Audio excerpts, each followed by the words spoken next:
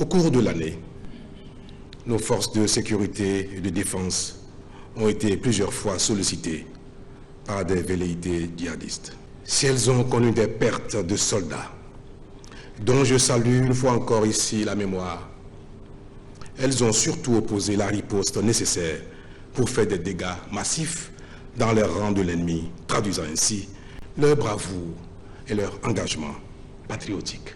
Mais, comme vous le savez, elles ont bénéficié, pour tout cela, de l'attention soutenue du gouvernement qui met les moyens d'action appropriés à leur disposition et renforce les effectifs de manière remarquable.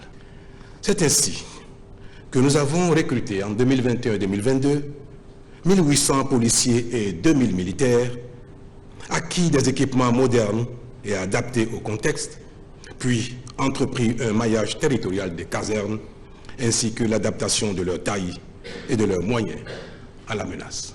Aussi, avons-nous lancé cette année la construction de plusieurs dizaines de positions avancées fortifiées et de 10 bases opérationnelles avancées qui sont des casernes de taille moyenne. Nous avons aussi engagé la réalisation de travaux de fortification sur plusieurs sites militaires dans tout le pays.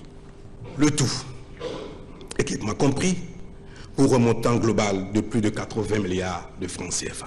Tous ces investissements ont pour objectif de favoriser une projection plus rapide et plus aisée de nos hommes sur les théâtres nécessitant leur intervention en vue d'une efficacité plus grande. En cela, notre pays a été, depuis longtemps, porteur et promoteur d'une stratégie offensive plutôt que défensive pour aller frapper l'ennemi jusque dans ses repères, y compris en territoire étranger. Là-dessus, il est heureux de noter que nous sommes enfin écoutés au niveau régional. Notre action diplomatique ne manque donc pas d'impact.